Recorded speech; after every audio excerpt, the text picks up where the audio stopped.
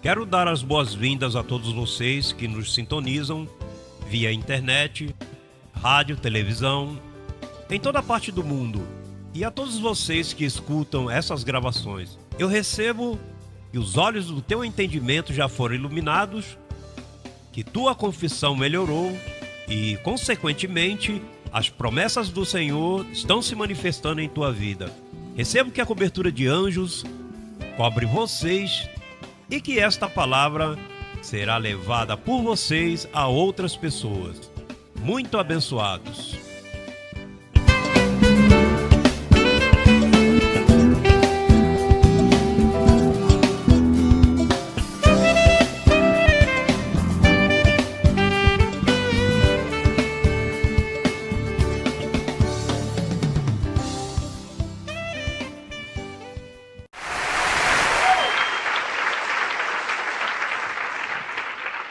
Hoje vamos falar de uma mente descontaminada para poder herdar de maneira mais excelente dentro desse reino, e veremos o que contamina a mente.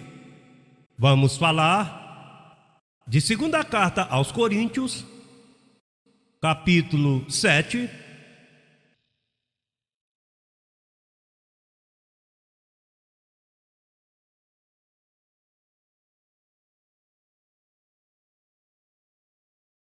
Quero dar as boas-vindas a toda a audiência de televisão, rádio internacional que estão vendo este programa. Diga a alguém que Crescendo em Graça está no ar. Anote, grave e logo torne a estudar os versos que vamos te oferecer.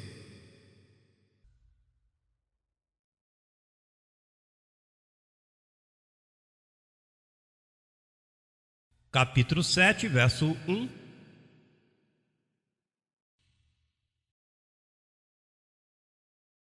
Estamos todos aí, sim?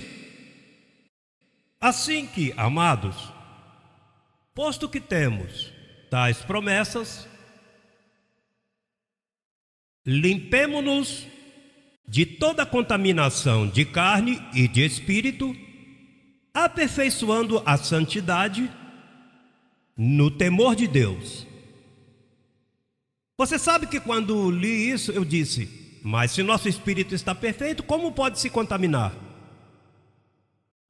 Naturalmente, estudando e vendo os conselhos de Paulo, me dei conta que se tratava de informação religiosa que temos guardada desde pequeno. Então temos que descontaminar-nos. Antes, por exemplo, você dizia: Deus te abençoe. Você se descontaminou e agora diz abençoado. Antes tu estava contaminado e dizia aleluia. Agora não te atreves a dizer aleluia, porque tu sabes que já és filho em propriedade, e os filhos dizem Abba Pai.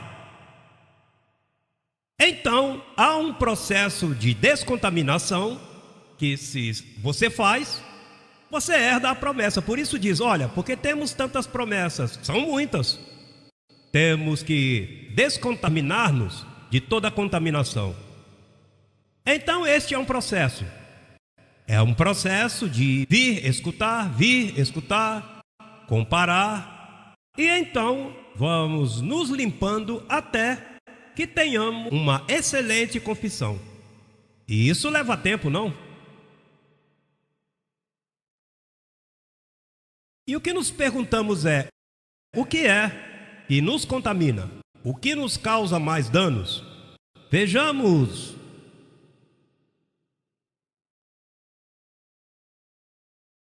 Aí mesmo em segunda carta aos Coríntios, veja o que diz o capítulo 4, no verso 4, 4, veja o que diz: nos quais o Deus deste século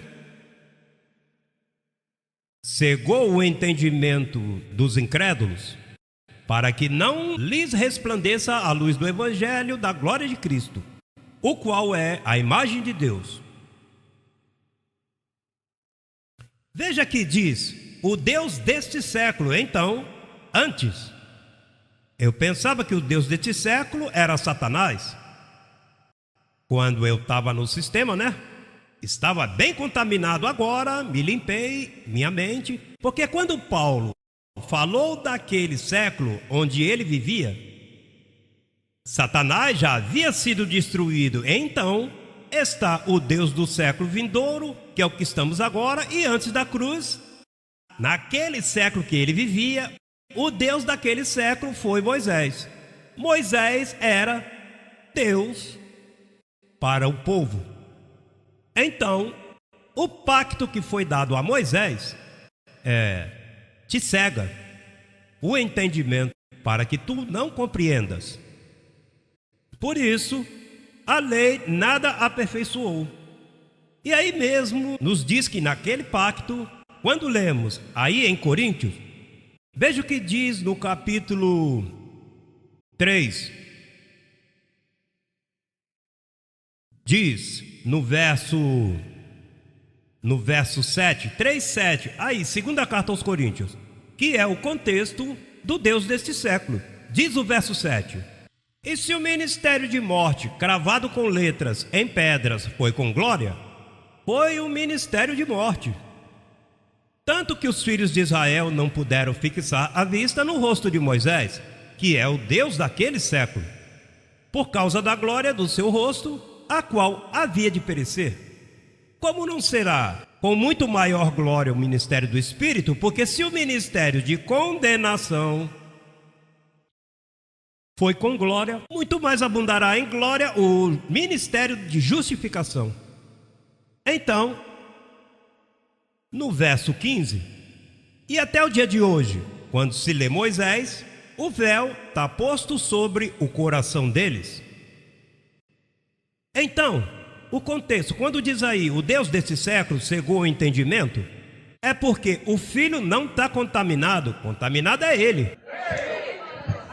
Ou seja, que o filho precisa de menos limpeza do que o papai.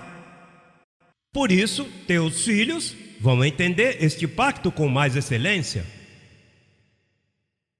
E você vai chamar a atenção deles e ele vai te dizer: mamãe, não recebo isso, você vê maldade em tudo, porque tu vens contaminado com o Deus desse século que foi Moisés.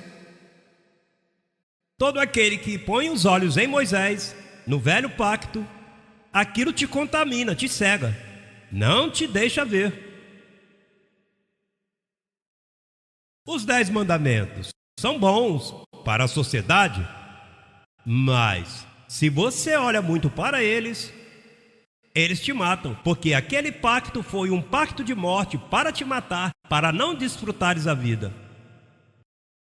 Diz que Deus deu um pacto a eles que eles não podiam cumprir. Eles sabiam que eles não podiam cumprir, mas ele tinha que dar a conhecer aquilo que era mal, porque como você saberia o que seria mal para teu próximo se a lei não dissesse? Mas é um problema que aquele pacto, sendo bom para manter a sociedade normal e em ordem, tem um problema, é que te cega o entendimento para não conhecer a Deus, não te deixa ver. E então, o problema é que há muitas promessas para ti e tu tens que descontaminar-te dos efeitos de morte daquele pacto. E como as pessoas amam aquele pacto, hein? O judeu é louco por isso. Imagine dizer isso, saberá Deus. Já viu como eles caminham por aí com aquele gorrinho? E com aquele sique-sique, ou as trancinhas que você vê aqui por baixo da roupa, fica por baixo, dando a entender os 613 mandamentos de Moisés. E há muitos deles. E eles, o que têm é morte, respiram morte, estão contaminados. Aquele era o ministério de condenação. Você vai à igreja católica, morte em grande escala. Uma missa é uma imitação pobre do que fazia no velho pacto. E você vai a uma igreja protestante, então é uma mescla dos dois pactos. Eles dizem, não temos ídolos. Mas então olham a Moisés e Moisés o cegam. Ao misturarem, por exemplo, eu não me atrevo a dizer glória a Jeová, porque ele mudou de nome. eu tenho que dizer glória a Jesus Cristo. E mais, eu leio, e quando a Bíblia fala em Jeová, eu digo, eu leio o Senhor. Sabe por quê? Porque Paulo nunca mencionou a palavra Jeová. Então eu tenho que me descontaminar de tudo. Eu tenho visto gente que tem chegado no ministério e os vejo assim, e os saúdo, e eles não se atrevem nem a falar. E eles dizem, ai, fiquei mudo, eu não sei, de repente eu vou responder ele mal. E eu falo, tranquilo, tranquilo, sabe? Pega leve, não. Isso aí vem, mas é necessário que te descontamines. Isso não é brincadeira. Quando aqui nós te dizemos algo, é para que herdes as promessas. Porque, olha, diz aí, tendo tais promessas, vamos nos descontaminar de tudo que é aquilo que não serve, seja espírito ou seja carne. Olha, havia uma igreja que Paulo teve que falar a eles dessa forma. Vamos ver Efésios, livro aos Efésios, note o que ele diz a essa igreja. E era uma igreja, eram cristãos. Diz, desperta tu que dormes, e eles estão acordados, não? Ou seja, pessoas que estão andando, caminhando, estão congregados, mas Paulo vê uma igreja adormecida. Ele diz aí, desperta tu que dormes. E levanta-te de onde? E o que é que te mata? O Deus daquele século, a lei de Moisés, os mantinham os mortos. Você entra numa igreja protestante de hoje, isso aí é uma congregação de mortos no sentido equivocado. São mortos que fedem a Moisés. E diz, e Cristo te iluminará. Você lembra que aquele pacto não permite que resplandeça a luz de Cristo? Todo aquele que lê o Velho Testamento sem o conhecimento da graça, isso vai te cegar, vai te matar, vai te fazer dano. Desgraçadamente, por exemplo, olha, em todos os hotéis que eu vou, tem uma Bíblia na mesinha de cabeceira. E então as pessoas que viajam estão tristes, pois eles pegam essa Bíblia e por onde começa? Pela morte. Então tu tens que descontaminar-te de toda má informação que tu tenhas na tua cabecinha, porque aí tu não herdas. E o melhor lugar para te contaminar são as igrejas do sistema. Não vá lá. Eu gostaria que elas fossem fechadas para que não façam danos à humanidade, por amor. Essas igrejas devem ser fechadas. O pior lugar para enviar teus filhos. Vocês que têm filhos na escola particular que estudam, sabe o problema que teus filhos têm? Quando se enfrentam com a professora falando disparates, olha que o diabo está aí, o teu filho sabe que já foi destruído. E o teu neném, como ele diz, olha, senhora, isso não é verdade. Ele está destruído. O quê? Ele está destruído em Hebreus 2,14. Olha, porque teus meninos, tuas crianças, o ensino eles aprendem assim. Não está vendo que eles não têm nada copiando essa verdade? Isso entra, bebe, engolem isso e creem assim. Então esse processo é necessário para que reines no reino dos céus, para que herdes. Por isso é que tu estás sentado aqui. Por isso é que tu ouves. Por isso nosso ministério. Aqui não se pode gritar. Aqui tem que se explicar. Já viu esses pastores gritando? E sobem um tom de voz e gritam e gritam. Eles pensam que gritando vão te levar a um estado de ânimo onde tu, lá para o céu, algo vai acontecer. Mas nós falamos e usamos um verso bíblico para conduzir e poder te ensinar, para que vejas que está escrito. E os efeitos disso, você não nota agora, os efeitos você vai ver mais tarde. É como quando você faz os exercícios, os efeitos você vê mais tarde. Primeiro dia, os ossos dói, não vês o resultado, mas te exercitas na graça. Paulo diz, exercita-te na piedade, na graça, e os resultados você os verá de uma forma maravilhosa. Vamos ver o que diz Isaías profetizando acerca disto que nós estamos fazendo hoje. Isaías 35, versos 4 ao 10. Diz: Dizei aos turbados de coração: esforçai-vos e não temais. Eis que vosso Deus vem com retribuição, com pagamento. Deus mesmo virá e os salvará. Falando da cruz do Calvário, foi Deus que esteve ali para nos salvar, verdade?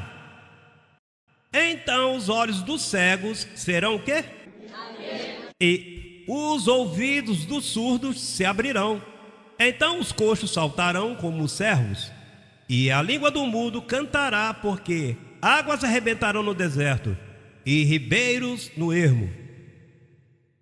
E a terra seca se transformará em tanques, e a terra sedenta em mananciais de água. E nas habitações dos chacais, em sua guarida será lugar de canas e juncos. Isso são termos que o profeta falava. E ali haverá calçada e caminho, e será chamado caminho de santidade. O imundo não passará por ele. Por isso é que tu estás perfeito com uma só oferta. E diz: senão que ele mesmo estará com eles. Claro. Aquele que andar naquele caminho, por torpe que seja, não se extraviará. Ali não haverá leão, nem nenhuma fera subirá por ele, nem ali se achará para que os redimidos caminhem por ele. E os redimidos do Senhor voltarão e virão a Sião com alegria e gozo perpétuo, e será sobre suas cabeças, e terão gozo e alegria, e fugirão a tristeza e o gemido.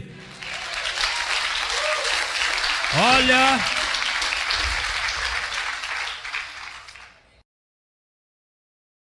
diz que a tristeza e o gemido vão fugir de ti. Com razão, é por isso que não me ponho triste, e gemer muito menos. Ou seja, tem gente que chora, está triste. Isso foge de ti quando a graça chega, te ilumina os olhos. E mais, até um familiar querido pode morrer e você se assusta. O que está acontecendo comigo, que eu nem choro? É porque o conhecimento domina as tuas emoções. Aí mesmo também, em Isaías 42, versos 6 ao 9. 42, verso 6 ao 9. Eu, o Senhor, te chamei em justiça. O reino de Deus é o quê? Justiça, gozo e paz. Eu, o Senhor, te chamei em justiça, e te sustentarei pela mão, te guardarei, e te porei por pacto ao povo, por luz das nações. Olha, está falando das nações. Para que abras os olhos dos cegos, para que saques da prisão os presos, e de casas de prisão aqueles que moram em trevas. Eu, o Senhor, este é meu nome, e a outro não darei minha glória, nem meu louvor a esculturas. Eis que se cumpriram as primeiras coisas, e eu anuncio coisas novas. Antes que saiam à luz, eu as farei notórias. 42, 16.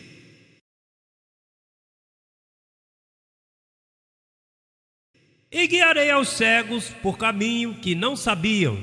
Olha, está falando dos cegos que vêm. Quando diz aqui cegos, cegos que veem, mas estão cegos. Caminho que não sabiam, os farei andar por sendas que não haviam conhecido. Diante deles, mudarei as trevas em luz, e o escabroso em coisas direitas. Essas coisas eu farei e não os desampararei. O 43 agora, do 8 ao 10. Trazei o povo cego que tem olhos. Olha, esses são todos nossos irmãos protestantes. Têm olhos e são cegos, não veem. Ao bom chamam de mal, e ao mal chamam de bom. Que bom! e lhes causa danos, diz, e aos surdos que têm ouvidos. Têm ouvidos, ouvem de tudo, menos a graça. Congreguem-se todas as nações e juntem-se todos os povos. Quem deles há que nos dê novas disto e que nos faça ouvir as primeiras coisas? Apresentem suas testemunhas e justifiquem-se, ouçam e digam: é verdade. Vós sois minhas testemunhas, diz o Senhor, e meu servo que eu escolhi, para que me conheçais e creais em mim e entendais que eu mesmo sou. Antes do...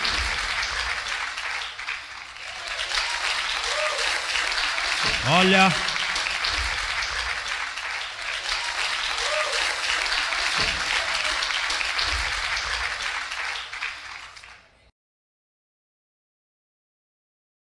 Olha, parece que vocês ouvem e entendais que eu mesmo sou. Antes de mim não foi formado Deus e nem será depois de mim. Eu anunciei e salvei e fiz ouvir. E não houve entre vós Deus estranho. Isto é, os judeus e a lei. Diz: confias que és guias de cego, luz dos que estão em trevas, instrutor dos indoutos, mestres de crianças que tens na lei a forma da ciência e da verdade. Tu, pois, que ensinas ao outro, não ensinas a ti mesmo? Tu que pregas que não se deve furtar, furtas? Tu que dizes que não deves se adulterar, adulteras? Tu que abominas os ídolos, cometes sacrilégio? Tu que te jactas da lei, com infração da lei, desonras a Deus? Ou seja, todo aquele que ensina a lei o mata. Cristo teve que vir porque ninguém havia podido cumprir a lei. O único que a cumpriu foi ele. Ninguém pôde cumprir. Ele pôs fim a isto. Ele cumpriu e tirou do meio. Então é ridículo que tenha gente tratando de cumprir a lei. Porque se antes não puderam, como poderão depois? Quando a carne continua na mesma condição? Efésios 4, verso 17 ao 38, ou 4:20. Diz o verso 20: mas vós não haveis aprendido assim a Cristo, se em verdade haveis ouvido e haveis sido por ele ensinados conforme a verdade que está em Jesus.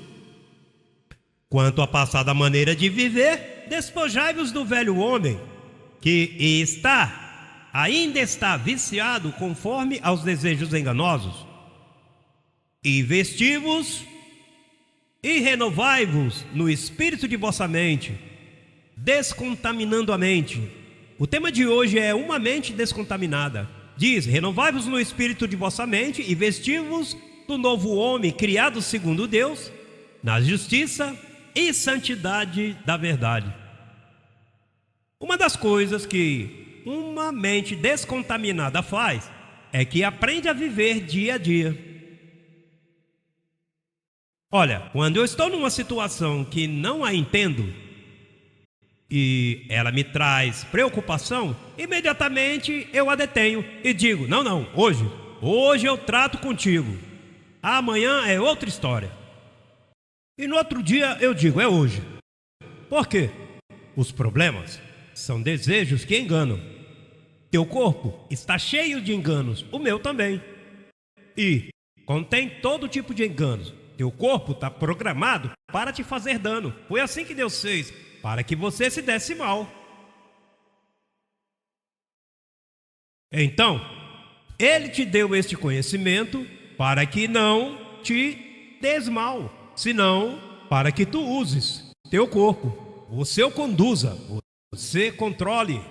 Então você tem que entender que teu espírito está perfeito, mas teu corpo está viciado. Miami Vice, lembra disso? Viciado.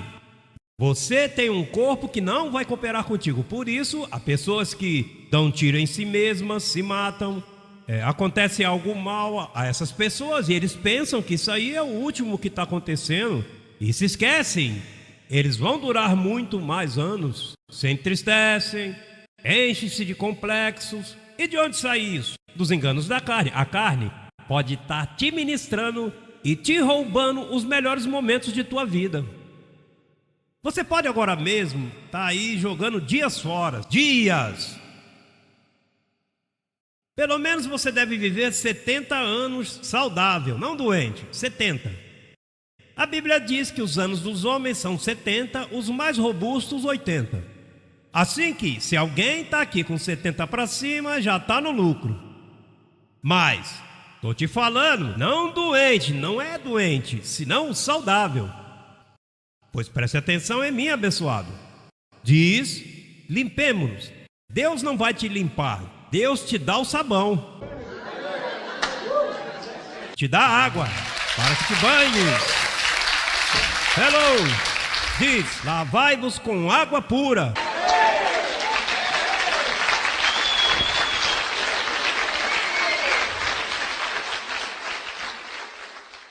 E como você vai se limpar? Gritando aleluia, aleluia. Assim você não se limpa. É com conhecimento. Tu tens um corpo de desejos enganosos. Tens que aprender a pegar o corpo e levá-lo cativo. Por quê? Teu corpo está viciado. E esse corpo? Diz aí que a carne não se sujeita à lei de Deus. Portanto, ela se sujeita à lei que te destrói. Por isso é que tem gente que morre tão cedo. Assim que Deus põe à tua frente a vida e a morte. E então agora, você que está iluminado diz, eu quero a vida. E tens que falar, tens que confessar. Eu levo mais de 20 anos dizendo o que eu hoje digo. Eu tenho confessado. Não é pensado. Tu pensa muito, deixa isso para lá. É falar. Crie, por isso falei. Tem que falar. Ainda que pense que tu estás louco quando está no carro por aí, vai por aí, você está confessando. Eu recebo, digo que se é assim. Quando você sobe num avião, anjos, hello, seu dever. Não é se benzendo, isso não resolve nada. Aqueles que se benzem, o avião faz, é anjos. Papai Deus, sua palavra e teus anjos. Isso é o que você necessita, a cobertura angelical, a teu favor, que até quando te acontece algo mal, te obra para bem. Terminamos com a segunda carta aos Coríntios, capítulo 10. Verso 3 diz, estamos aí? Pois ainda que andamos na carne, correto, andamos na carne, não militamos segundo a carne. Andamos na carne, mas não militamos conforme a ela, porque ela está o quê? Viciada, hello, está viciada. Então, não pode deixar te levar, por isso é que tua mente está te dizendo, esses pensamentos que vêm a ti, diz a eles para pagar um pedágio. Sabe quando você vai passar que tem que colocar uma moeda para o carro passar? Quando te vierem esses pensamentos, reporta-te, você vem aqui para quê? Eu venho te trazer uma preocupação, sabe? Quem sabe você vai perder o trabalho. Ou eu venho te dizer que, sabe? Te traz más notícias. Ou te diz coisas. Mente para você. É enganosa, mentirosa. É como uma serpente. Por isso é que a Satanás o tratam como a serpente antiga, porque ele, ainda que tenha sido destruído, deixou em teu corpo, em teu sangue, ele deixou sua vida. Por isso é que quando Paulo fala do diabo, fala com D minúsculo. Não põe diabo com D maiúsculo, porque não é uma pessoa, é um gênero que tu tens em teu corpo. Então, tu anda na carne, todos andam na carne, mas não militamos segundo ela, porque o conhecimento, veja o que diz para nós. Olha aí, diz. Porque as armas de nossa milícia não são carnais, Ou seja, as armas com as quais tu lutas não saem, não funciona. Com jejum, sacrifícios, ou subir numa escada de joelhos, ou colocar pedrinhas no sapato, ou um cinto com arame farpado, que tem, sabe esse tipo de castigo que as pessoas fazem? Ou promessas de se vestir como um saco de estopa. Já viu essas pessoas que vestem essas coisas? Tuas armas não funcionam com carne, senão que elas são poderosas no Senhor, senão poderosas em Deus. Para quê? Para a destruição de fortalezas. Você não vai pensar em Porto Rico, tá lá El Morro, que é um forte, né, que os espanhóis puseram de tijolos, as paredes assim, que coisa que quando disparavam os canhões dos navios, essas bolas de ferro, batia na parede, fazia um dano pequeno, mas não atravessava. Uma fortaleza em Cuba, Cartagena, Colômbia, já tenho visto, em muitos lugares há fortalezas. Então, o apóstolo está te trazendo aqui um exemplo que as tuas armas são poderosas em Deus, elas vêm do conhecimento. Então, quando o argumento se levanta e vem contra ti, eu não sei o que é que vem contra ti, eu sei que vem contra mim.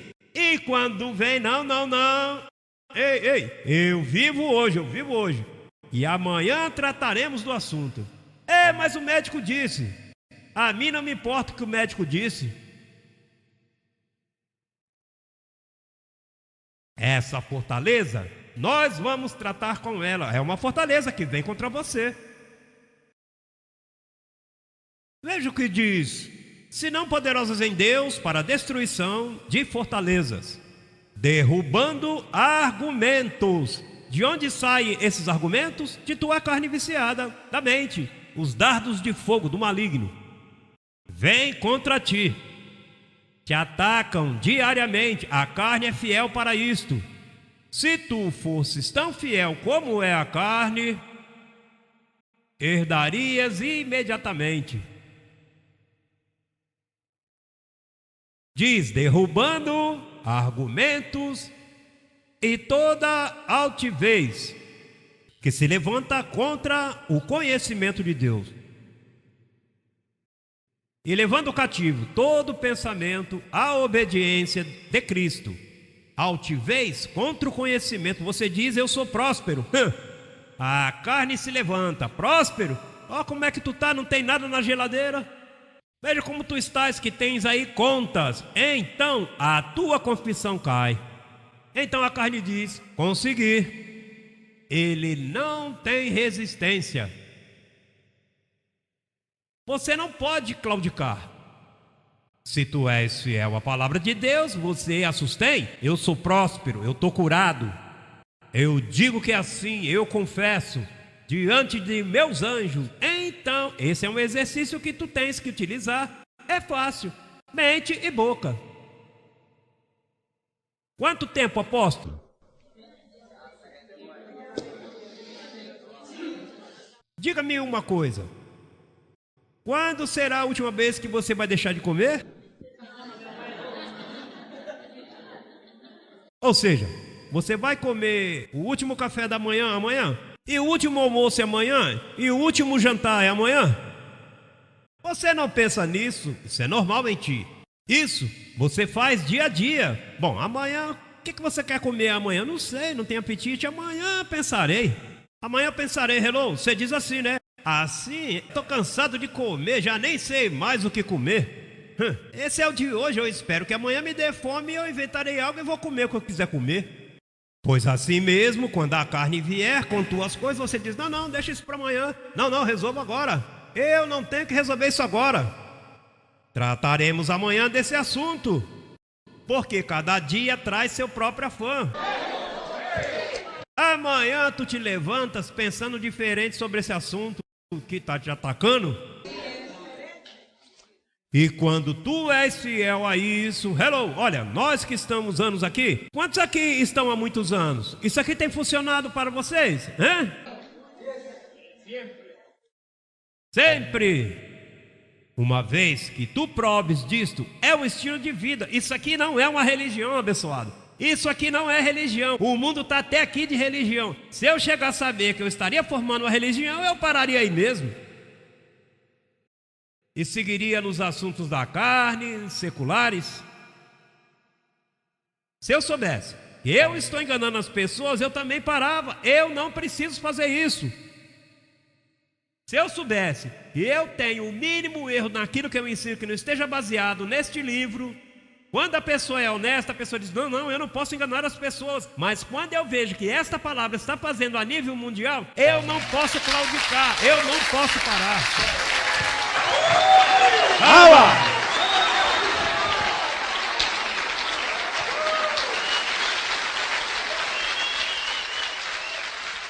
Assim que, se você aprende esses conselhinhos, você vai se descontaminando.